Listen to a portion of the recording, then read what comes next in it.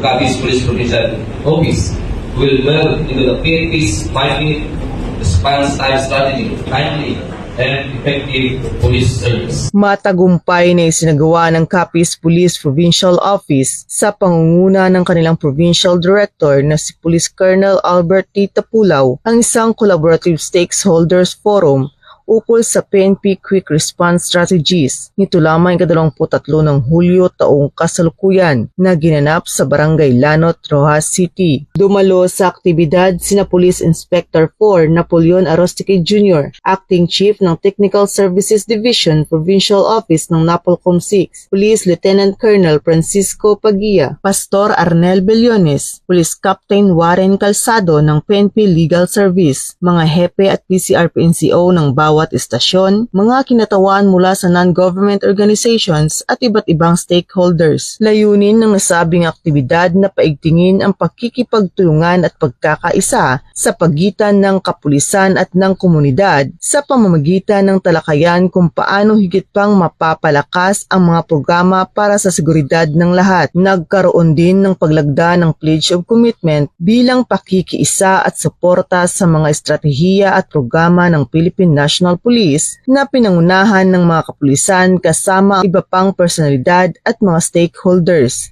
Bilang tugon sa direktiba ni Chief PNP, Police General Nicolas Torre III hinggil sa PNP 5 Minutes Response Time Strategy sa pamamagitan ng 911 Emergency System, naging tampok din sa nasabing forum ang isang simulation exercise sa Rojas City at sa bayan ng Panitan, Capiz. Patuloy ang Capiz Police Provincial Office sa pagsasagawa ng mga ganitong talakayan, programa at estratehiya upang higit pang mapanatili ang kapayapaan, kaayusan at seguridad sa buong lalawigan ng Capiz. Mula dito sa Police Regional Office 6, ako ang inyong PNN correspondent, Patrolwoman Charmaine Balunsat, alagad ng batas, tagataguyod ng Balitang Pulis.